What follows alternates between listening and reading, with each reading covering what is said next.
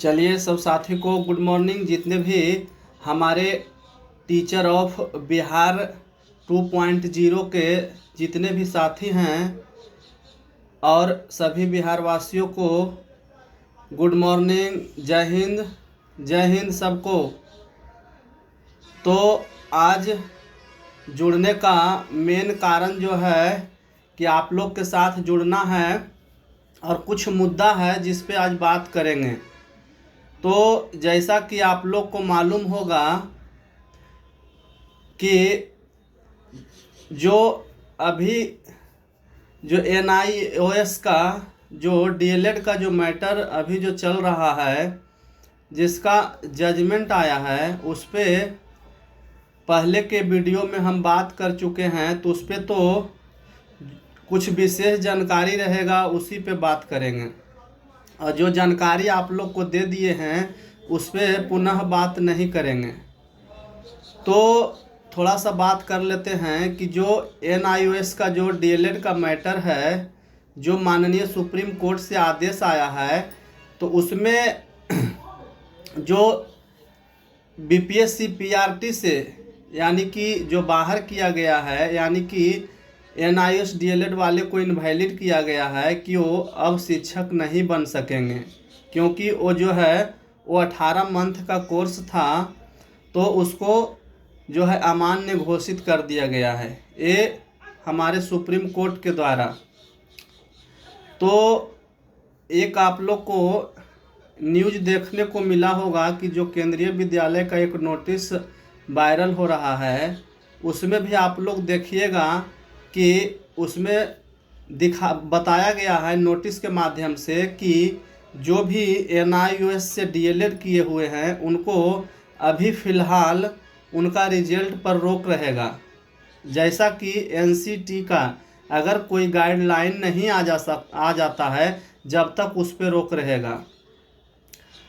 तो और जो DLED 2 साल के किए हैं, यानी कि जो 24 मंथ का है, जो कहीं से भी किए हैं, यानी कि जो 24 मंथ का यानी 2 साल का है, वो वैलिड रहेगा, उस पर किसी प्रकार का कोई रोक नहीं है। लेकिन जो 18 मंथ के हुआ था NIOS से, उसको सिर्फ अभी इनवैलिड किया गया है माननीय सुप्रीम कोर्ट के द्वारा।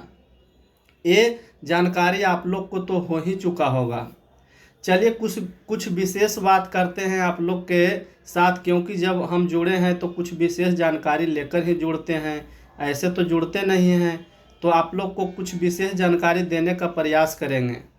तो सबसे पहले आप लोग को जानकारी देंगे कि अब जो हमारे साथी हैं, क्योंकि NIOS से DLED वाले साथी जो है वो बहुत काफ़ी संख्या में हैं, क्योंकि लगभग पूरे भारत में आंकड़ा अगर जिस समय ये DLED NIOS से कराया जा रहा था, तो पूरे भारत में लगभग 14 से 15 लाख जो है टीचर हों, सरकारी हों या जो प्राइवेट में पढ़ा रहे थे, जो भी साथी, यानी कोई भी प्राइवेट स्कूल में पढ़ा रहे थे, यानी एकेडमी में पढ़ा रहे थे, या जो साथी कोई स्कूल में टीचर थे यानी शिक्षक थे, तो NIOS से DLED कराने का मेन फोकस था कि जो हमारे शिक्षक अप्रशिक्षित थे,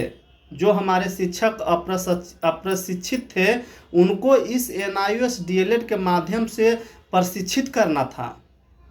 इसीलिए क्योंकि एक बार सभी को, जितने भी शिक्षक थे, सबको बोला गया था कि आप लोग 2 साल के अंदर सब लोग प्रशिक्षित हो जाइए।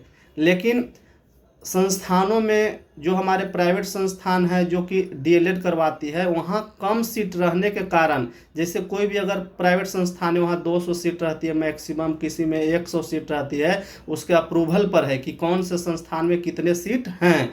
तो इस प्रकार से सीट कम रहने के कारण जो है हमारे शिक्षक थे वो प्रशिक्षित होने में बहुत ही कठिनाइयाँ हो रही थी। किन्हीं का एडमिशन नहीं हो रहा था, कभी कभी एडमिशन फुल हो रहा था, क्योंकि जितना लिमिट रहेगा NIOS जो है इसी के लिए लाया गया था कि सब बाकी जो शिक्षक हैं हमारे, जो प्रशिक्षित नहीं हुए यानी अप्रशिक्षित शिक्षक हैं, उनको इस NIOS DLED के माध्यम से प्रशिक्षित किया जाए।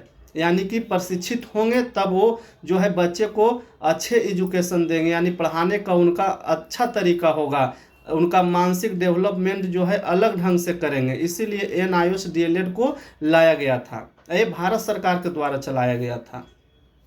अब आते हैं कि जो भी संस्थान है, जैसे कि प्राइवेट संस्थान होता है या कोई भी संस्थान अगर वो डीएलएड करवाती है तो बिहार विद्यालय परीक्षा समिति से ही करवाती है। उसका बिहार विद्यालय परीक्षा समिति अभी के देखिएगा, अभी जैसा कि डीएलएड हो रहा है तभी आप लोग को अगर डीएलएड करना है तो एक इंट्रेंस एग्ज़ाम देना पड़ता है। इंट्रेंस एग्ज़ाम दीजिएगा, उसमें क्वालिफाई कीजिएगा, फिर आप लोग कॉलेज चॉइस कीजिएगा, फिर जिस कॉलेज में आपको अलाउट होगा उसमें आपका एडमिशन होगा। ये प्रोसेस अभी का है, लेकिन पहले का प्रोसेस था कि आप डायरेक्ट जाइए जो कॉलेज में आपको डीएलएड करना है, अगर वहाँ सीट अवेलेबल है तो वहाँ आपका डायरेक्ट एडमिशन हो जाता था। लेकिन अब जो है प्रोसेस में चेंज हुआ। जैसे कि आप देखिएगा कि बीएड का, तो बीएड भी पहले डायरेक्ट होता था। पहले जब 1 साल का बीएड हो रहा था उस समय भी डायरेक्ट होता था। आप जाइए कॉलेज डायरेक्ट, और अपने जो भी जितना आपके पास क्वालिफिकेशन है, आप बीएड में तो ग्रेजुएशन का क्वालिफिकेशन ज़रूरी ही था, तो आपके पास ग्रेजुएशन क्वालिफिकेशन है तो आप डायरेक्ट कोई भी कॉलेज में जाइए, और कॉलेज में जाने के बाद आप वहाँ एडमिशन लीजिए और तैयारी मतलब क्लास कीजिए। और क्लास करने के बाद जो भी आप 2 साल के ड्यूरेशन, 1 साल के ड्यूरेशन था, सॉरी, पहले 1 साल में होता था बीएड, तो उसमें आपको लेसन प्लान होता था। लेसन प्लान से आपको जहां दिया जाता था वहां लेसन प्लान कीजिए और उसके बाद अपने कोर्स कंप्लीट करके एग्ज़ाम दीजिए, वो अपना हो जाएगा। तो बीएड जो है कि अपना अपना यूनिवर्सिटी से होता था। जैसे पहले मगध यूनिवर्सिटी से होता था, अब लेटेस्ट में अभी पाटलिपुत्रा यूनिवर्सिटी से हो रहा है, जो कि पाटलिपुत्रा यूनिवर्सिटी ही डिग्री देती है। अब बात रहा, अब जिस मैटर पे हम लोग बात कर रहे हैं, जिस मैटर पे बात करने के लिए जुड़े हैं उसका बात करते हैं कि जो डीएलएड है एनआईओएस का, इसका जो है फीस भी, जो एनआईओएस से जब डीएलएड करवा रही थी भारत सरकार तो फीस भी बहुत कम रखा गया था। यानी कि फर्स्ट ईयर का 6,000 और सेकेंड ईयर का 6,000, यानी कि 12,000 रुपया में ही आपको कंप्लीट हो जाता था। यानी फर्स्ट सेमेस्टर 6,000 और सेकेंड सेमेस्टर 6,000, यानी 12,000 में आपका सारा कोर्स कंप्लीट हो जाता था। इसके अतिरिक्त कोई भी पैसा नहीं लगता था। और आप प्राइवेट संस्थान से कीजिएगा उसमें 2 साल लगते हैं, तो उसमें पैसा थोड़ा ज़्यादा लगता है। वो जो आपका फीस जो है, यानी फीस फिक्स किया जाता है, यानी फ़ी जो है वो फिक्स किया जाता है बोर्ड के द्वारा, वो फीस आपको जमा करना पड़ता है। चलिए, तो अब जो मैटर है उस पर बात करते हैं। तो अभी तो फ़िलहाल जैसा कि एनआईओएस डीएलएड वाले को जो है वो शिक्षक भर्ती से बाहर कर दिया गया है, यानी इनवैलिड कर दिया गया है। अब एक ही बात पे सभी विद्यार्थी का निगाहें टिकी हुई है कि एनसीटीई का गाइडलाइन क्या आता है। एनसीटीई का गाइडलाइन पे ही निर्भर करेगा कि जो है एनआईओएस डीएलएड का आगे का भविष्य क्या होने वाला है। तो आप लोग थोड़ा सा वेट कीजिए। ये तो हम पहले वीडियो में भी बताए थे कि जब तक एनसीटीई का गाइडलाइन नहीं आता है जब तक आप लोग को वेट करना पड़ेगा। एनसीटीई का गाइडलाइन आ जाएगा, उसके बाद सब कुछ क्लियर हो जाएगा कि क्या होने वाला है और क्या नहीं होगा, और कब से लागू होगा और कब से, यानी कि ये पूरा क्लियर हो जाएगा, सब पर्दा एकदम क्लियर हो जाएगा। यानी कि आपको फिर किसी प्रकार का कोई क्वेश्चन नहीं रहेगा मन में। तो थोड़ा सा वेट कीजिए। अब रही बात कि अभी एक ही कोई साथी पूछेंगे, अभी तो लाइव नहीं वीडियो बना रहे हैं, तो अगर लाइव में रहते तो पूछते साथी कि अब अगर सुप्रीम कोर्ट, माननीय सुप्रीम कोर्ट का जब आदेश आ गया है तो अब इसके बाद क्या हो सकता है।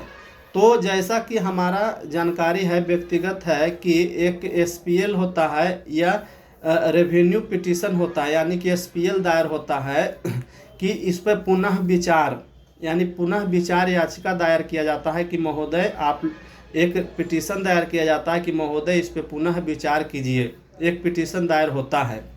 जैसे कि आप लोग ने अभी जो इसके जस्ट जो बीपीएससी टीआरई 1.0 हुआ उसमें जो बीएड का मैटर चला, कितना लंबा मैटर चला, वो तो आप लोग को देखे होंगे ही कि माननीय सुप्रीम कोर्ट ने आदेश दिया, फर्स्ट बेंच दिया, सेकेंड बेंच दिए, उसके बाद सब बेंच से जब ऑर्डर आया, फिर यानी रेवेन्यू पिटीशन दायर किया गया, उससे भी हुआ। यानी सब जगह से जब बीएड के विपक्ष में, यानी कि बीएड को अमान्य कर दिया गया, तो उसके बाद जो है हमारे बीपीएससी के चेयरमैन अतुल प्रसाद सर जी ने बीएड के रिजल्ट को रोक कर सिर्फ डीएलएड के रिजल्ट को दिए और उसके बाद बहुत अच्छे तरीके से इसका जो है रिजल्ट आने के बाद गांधी मैदान में ज्वाइनिंग लेटर दिया गया। जो भी शिक्षक यानी जो भी अभ्यर्थी इसमें क्वालिफाई हुए उनको ज्वाइनिंग लेटर वितरण किया गया और सब लोग ने, हमारे भाई बहन सभी ने ज्वाइनिंग किए। अभी अच्छे से स्कूल में बच्चों को शिक्षा दे रहे हैं।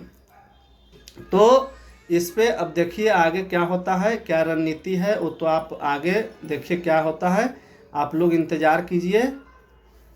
अब रही बात, थोड़ा सा बात कर लेते हैं कि जो अभी लेटेस्ट बीपीएससी का जो अभी 7 तारीख से एग्ज़ाम होने वाला है, संभावित डेट हैं।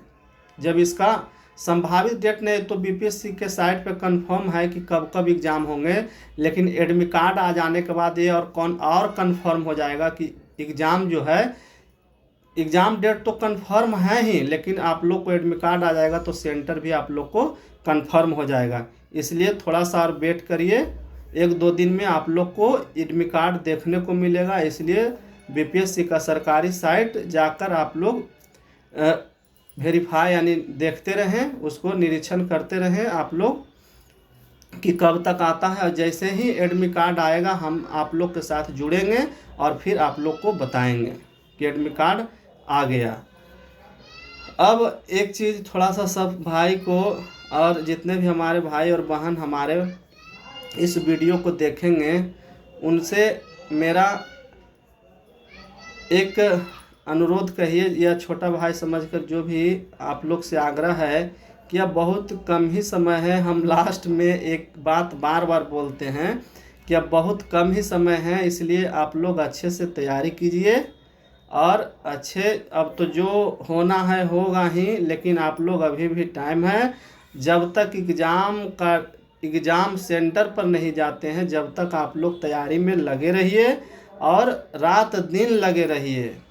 अब ऐसा तैयारी कीजिए कि आपका सिलेक्शन होना सुनिश्चित हो जाए। और जब तक आप एग्ज़ाम नहीं देते हैं जब तक तैयारी छोड़ना नहीं है, तैयारी में लगे रहिए।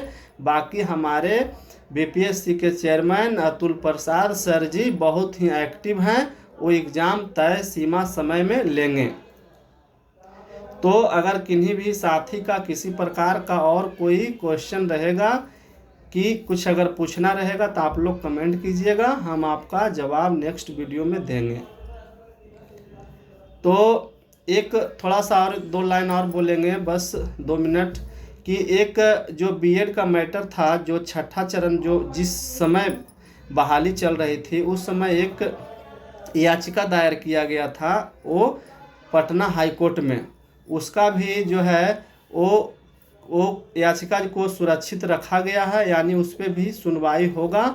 उसका कुछ क्या रिजल्ट आता है और क्या जजमेंट आता है उस पर अभी देखना होगा कि क्या आता है, उसके बाद ही उस पर कुछ बात किया जा सकता है। बीएड वर्सेस डीएलएड मैटर पे अगर जब तक कि उस पर कोई जजमेंट नहीं आ जाता है उस पर कमेंट करना हमारे लिए या हमको जैसा लगता है उस पर अच्छा नहीं होगा। इसलिए आप लोग थोड़ा सा वेट कीजिए और इंतज़ार कीजिए कि क्या जजमेंट आता है। तो अगर हमारा ये इन्फॉर्मेशन अगर जो भी भाई देखेंगे, भाई और बहन जो भी देखेंगे, ऐसे तो हमको विश्वास है कि जो शिक्षक से रिलेटेड हैं भाई और बहन वो इस वीडियो को अवश्य देखेंगे, क्योंकि उनके लिए हमारा जो भी वीडियो आता है वो बहुत ही फ़ायदेमंद होगा। इसलिए हमारे चैनल को सब्सक्राइब कर ले और शेयर कीजिए अधिक से अधिक और कमेंट कीजिए। अगर आपका जो भी कमेंट रहेगा उसको हम ज़रूर पढ़ते हैं और उसका हम जवाब तुरंत देने का प्रयास करेंगे। इसलिए आप लोग एक बार हमारे चैनल पे आकर विजिट करते रहिए। हम जो भी वीडियो जैसा भी इन्फॉर्मेशन आता है उस पर तुरंत आप लोग को जुड़ने के बाद आप लोग को इन्फॉर्मेशन देते हैं। हम लाइव आकर भी आप लोग को इन्फॉर्मेशन दे सकते हैं, लेकिन लाइव में कुछ न कुछ अभी टेक्निकल इशू हो रहा था जिसके कारण हमारा पूरा वीडियो अपलोड नहीं हुआ है।